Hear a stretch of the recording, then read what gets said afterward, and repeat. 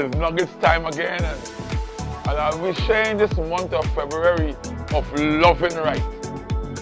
Loving right, loving right, you know. Hey, Pastor, me, we can just loving right from, well, it's through an experience with God that God give me this teaching down to the years, but loving right, you know, and this whole year for us is godly favor. But I'm talking about loving right for this whole month of February. And I hope you get this teaching wherever you are. You know, if we're in a new year, new time, and the Lord told me that love will work till eternity. Love. Love never ceases. You know, and I'm coming heavy today, this morning. To love right, one has to know what is love and how it works and what it takes. You have to know this. If you don't know, you know, what is love, how it works, and what it takes, you are doomed for life. The word love is used loosely by many. You know, the word love, I love you, I love you, I love you. The amount of people love me and after they hate me. I thank God that God loved me, never hate me. And the word love is used by many. Loving right takes agape love. Well, Pastor, what is agape love? Agape love. Loving right takes agape love. What is agape love? Agape love is not shown by doing what the person loves desire, but what the one who loves deems and need by the one loved. I mean again, it's not what if I love God, it's not what I desire will make God love me. You know, if I have to love God, is what God desire, I must choose to love Him. So it's not shown by doing what the person loved desire. I love God, but God will not only look at my desire, but I must look at God's desire if I have to love right. That's what God told me to teach this year about loving right. Because many people use the scripture in John 3:16. For God so loved the world, He gave. Everybody know that scripture. For God so loved the world, He gave His only begotten Son, that whosoever believeth Him shall not perish, have everlasting life. But people don't understand. This whole John 3:16, for me, is based on everlasting life. So if I want everlasting life, I have to learn to love right. I have to learn to love right. Not only give, but I want everlasting life. I want to live after death. For God so loved, He loved. He gave not what man wanted, but what man need as God perceived. God gave His Son, Jesus Christ, because to redeem man back to Him. And He did not give His Son only for righteous men. He gave His Son for sinners like me. You know, like me. He gave His Son for sinners like me. I know you're not a sinner, but I'm a sinner saved by grace. And God ring the bell, bing! I know I'm walking in love and loving God. It's up to mankind willful direction towards God that make Him love right. It's up to mankind willful direction towards God that make Him love right. For it is only God has such an unselfish love. Every human being have some type of unselfish love. I mean, selfish love. But God is the only creator and creator that don't have no unselfish love. We all have selfish love. I'll be sharing that down the road as we come to the close of February. You may feel you don't have selfish love, but stick with me and you will see kind of love you have. Most of the human has filial love. Filial love, they have that. It is called agape. You know, but filial love, not agape love. Many human beings call filial love agape. No, you cannot mix up agape love with filial love. Remember, agape love is not shown by doing what the person love desire. You know, but filial love is selfish love. Love of oneself and about themselves. I know people, they love themselves so much that they will only be in the glass. Look at themselves, the hair, the suits, the tie, the clothes, the nails. They always want to compare themselves among themselves. Filial love is selfish love. Love of oneself and about themselves. You love yourself so much that you feel you're the most handsomest or prettiest or the best dressed person in the world. I mean, that is selfish love. But that is when love gone beyond self. That love is a dangerous love. So as I seek to explain loving right this month of February, I want you to stay with me on these mornings and these night sessions. I'm doing morning and night sessions this month, February. And morning session is nugget sessions. All right. Nugget number 1. See love. See love. Do you see? Can you see love? You know, see love. Many of us has blinded love within because we look and hear before we show love. I was like that. See love. You know, you want to see love. You want to see love. See love. I want to see love. Hey, blinded love does never ask to be seen. You know, many of us has blinded love within because we look and we hear before we show love. If you don't give me this, I ain't gonna love you. If I ain't see this, I ain't gonna love you. So we want to see the love before we love right. We want to hear I love you before we love right. But God is not so. Agape love is unconditional love. Agape love, you know, there is no selfishness in agape love. But see love, when you want to see love, that is blind love. You cannot fall in love with a woman or a man who you have not seen. That is a fool. Only a fool will love a woman they have not seen or touch or see or feel or hug and can talk to face to face. That person is blind love. They love blind and that person is stupid. You know, that love, you hear over the phone, I love you, I love you, I love you. And you fall in love with over the phone, over the internet, and you fall in love. And that is not loving right. See? So many of us has blinded love within. Because we look and we hear before we can show love. So a person could fool you and show you what you couldn't see. And they always be things given and received can be used to keep one love blinded. Okay, I want some money. You give me money.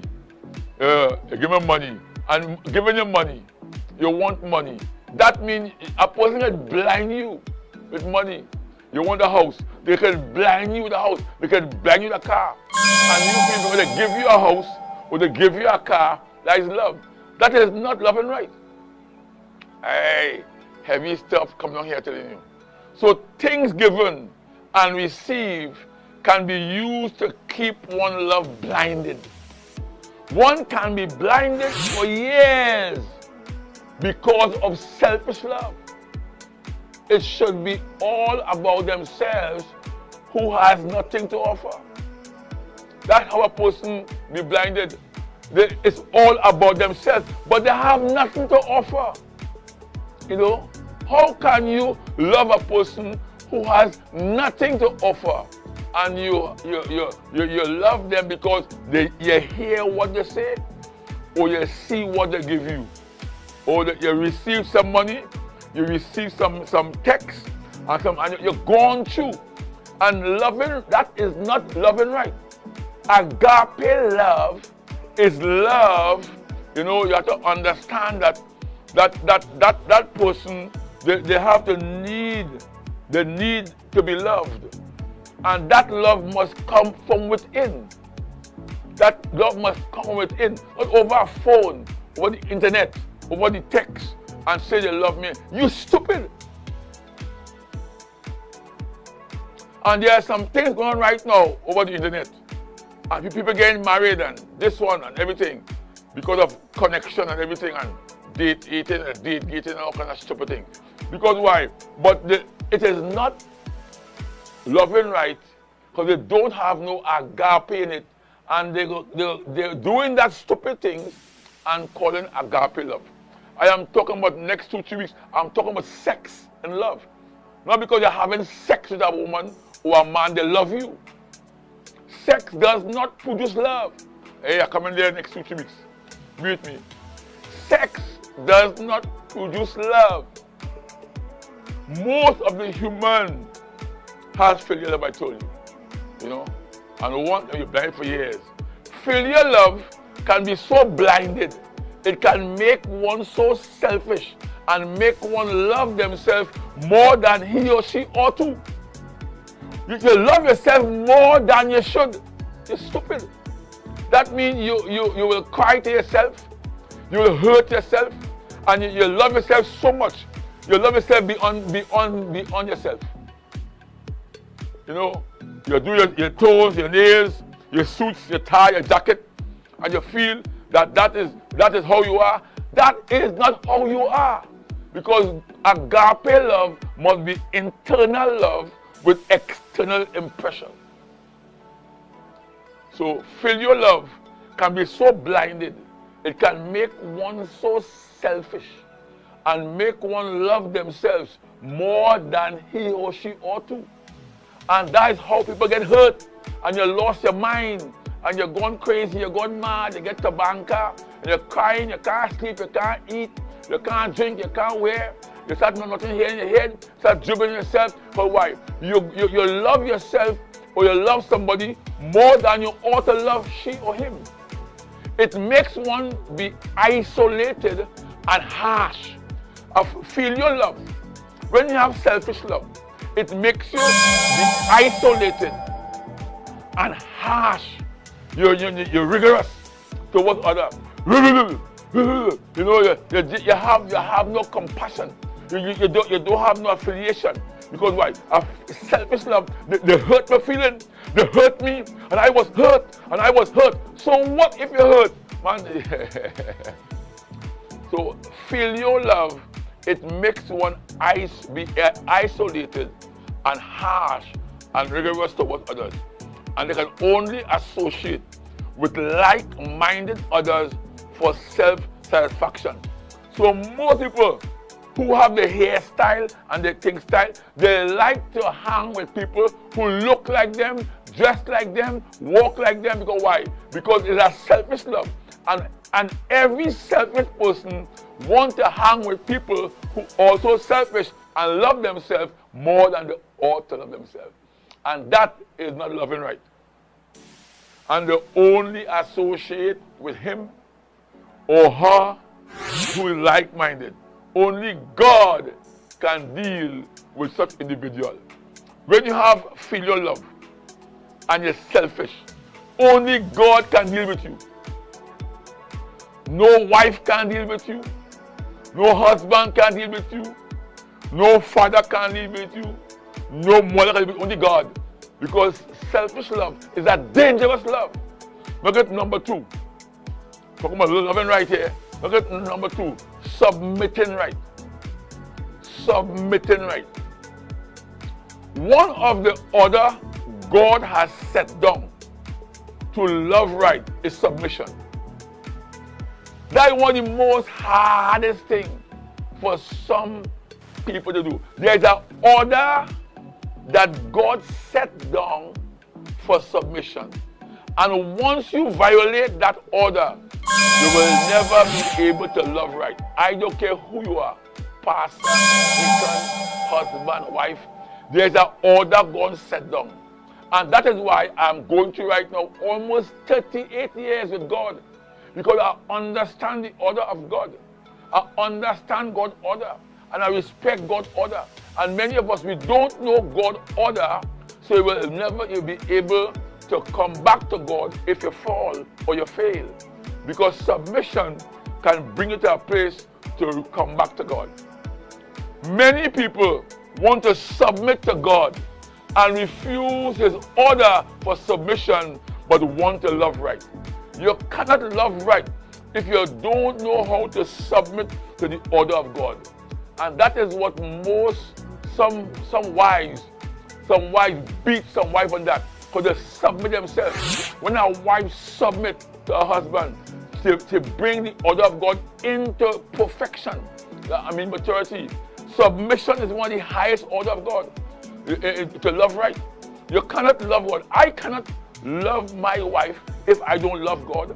I cannot want my wife submit to me. I can't submit to God. The reason why I'm 38 years, because I have some type of wisdom how to submit to God. And many people want to submit to God and refuse His order for submission, but want to love right. Any person who fights submission can never love right. If God put you under a pastor, or under an apostle, or under a teacher, or under somebody to minister you, and you don't want to submit to that order, you will never be able to love right. You'll always be kicking and screaming and fussing and downgrading and lacking and hurting and fussing. Because why? You don't want to submit. Submission means is to abide under godly authority. Don't submit if your husband don't want to submit to God. Don't submit. Submission is to abide under authority. Any person who fights submission can never love right. God is a God of authority. And He gave authority that contains and needs submission. God never gave authority without submission. Submission is God's order. You can doubt me, fight me, you can't beat that. And God will put you under. He'll put you under a man to submit you. He'll put you under a leader to submit. You have to submit. And once you fight against that, you cannot love right. God is the God of authority, and He gave authority that contains and needs submission. Look at number 3, conditional love. Conditional love. Conditional love is a love, a way to understand.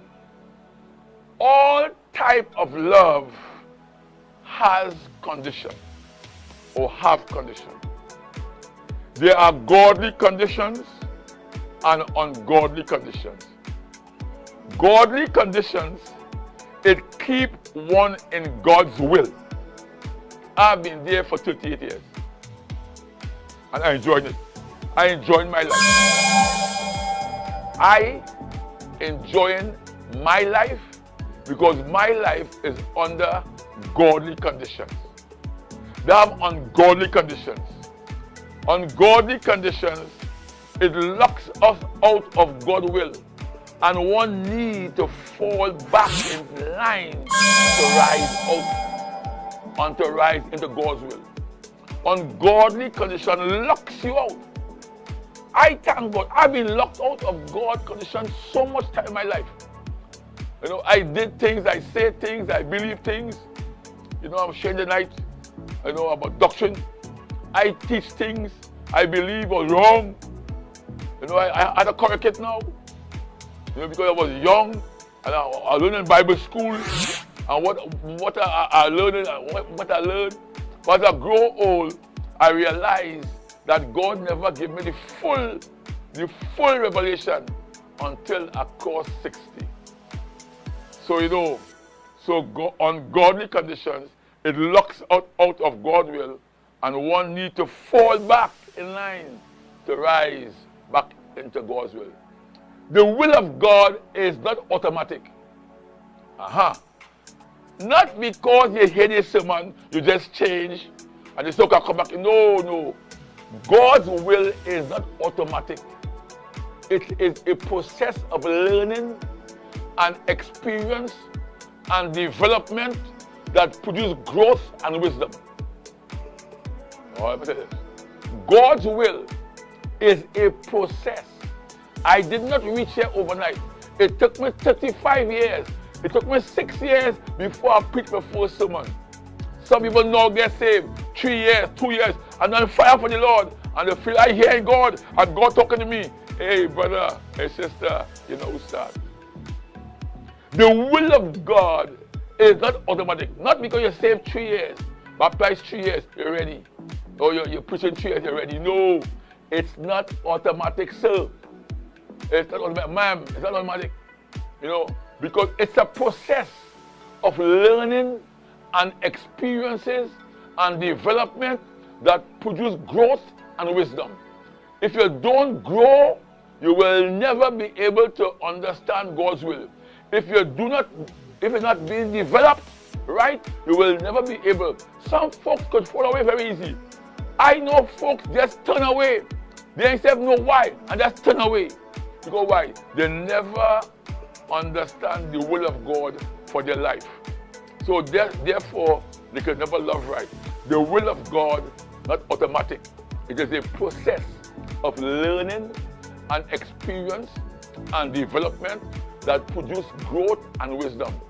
Some of us will never experience growth because of self-condemnation and accusation. The amount of people condemn me and curse me, they put us on me, I won't see my way, I won't get blessed. The amount of curses I get since I saved, the amount of bad mouth and voodoo mouth and this one mouth and that one say and she say and them say, I had this woman here, that woman here, and the homosexual here, and they sell drugs here, and this here. They say all kind of things about me. But that doesn't stop my growth. So self-condemnation will stop my growth. If I can condemn myself, I would not grow. So some of us will never experience growth because of self-condemnation and accusation. The amount of things I've been accused of since I saved, and what God knows. And I'm growing still, and I'm still blessed. Growth has cause and effect. You could never grow unless some causes had appeared in your life. You will never grow on some effects in your life. And I have learned to grow and develop and have wisdom because of condemnation by others and by accusation by others. But thank God, I never condemn myself. Okay, number 4, associated love. In loving right, we have to choose our association with others. There are people I will not associate with, but I will say hi, hello, I love you, and bye. There are people, gossipers. When a person comes to gossip and talk she bad, and talk he bad, and them bad, and only want to gossip, and talking people busybodies, I will listen and don't talk the kind of thing I say. I have learned how to associate in my 38 years. There are people I will associate with, but I will make sure I keep my road keep my track because I want to be able to love right.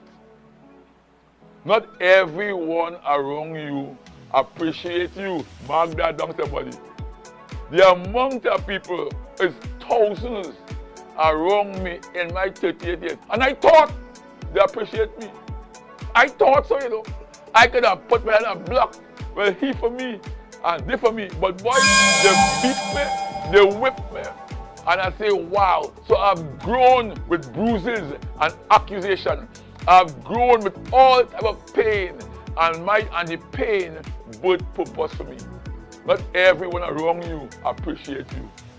They're watching you and they find you have a car, you're driving this, you have a credit card, you're walking away, and they're watching you, and then it's in them. Well, why did it happen to he and it happened to me? Well, why he doing this and I can't happen like that? Why she this and he this? And they're watching you, and they only want a break because misery loves company. It may take sessions and time to find that out. You know, sometimes you have to go through some real things, some real pain with some people who you love right. You know, who you thought love you, and who just hold secret for you, and who you tell confidential things, and they come on, you know, everything, and you thought so, and boom, they hit you. Boom. I thank God I have nothing in my closet. I thank God He protects me. God has cleaned my closet. It may take sessions and time to find that out. Such success call for being an alone thinker. There are success you have to achieve in life. You have to be an alone thinker. There are people around me, and I know they only around me until they get what they want. I know that, but I just love them anyhow. They are around me, waiting for the mother load, waiting for the opportunity to dive and leave me. God warned me. It's thousands did me that thousand. God said if they do it, why she can't do it? Why he can't do it? And they've done before. So you have to be very careful of your associated love. Love, but know how to associate. Some success call for being an alone thinker, yet still be around others. Yet be around them, you know, but watch everybody, you know. I trust God and I check everybody thoroughly. I don't know who around me. People that switch. Look at number 5, love carriers. There are people, they carry so much love. You know, I know people carrying real love, you know, real love. But the way you tell them, they have love bubbling. I like to be around people like that. Carrying love around with you is the most outstanding personality one can contain. That person who carries love around them, they have a special touch from God, because God is love. And if you can carry love around, that means God touch you. There are folks, but how much you insult them, you embarrass them, they keep smiling. They're always happy. It doesn't happen. You don't know what insult, how much accusation, you know. Carrying love around with you is the most outstanding personality you could contain. This takes a duplication of God's word within our soul and attitude. Not your body, not your face, not your makeup, not your nails, your wigs, your shoes, your skirts, your dress, your pants, your suit, your tie. It takes a duplication of God's word within our soul and our attitude. To do so, when hate comes, you have to learn to cover it with love. I have learned that now, how to cover hate with love. When you cover hate with love, hate die. Hate can't live. The only thing can kill hate is love. And I hope you catch that. So if you know anybody who hates you, my brothers and sisters, use love. And you'll be able to say, I'm a part of the clique and God's children who is loving right. Hey, call me there. See you again tonight later on. Much love.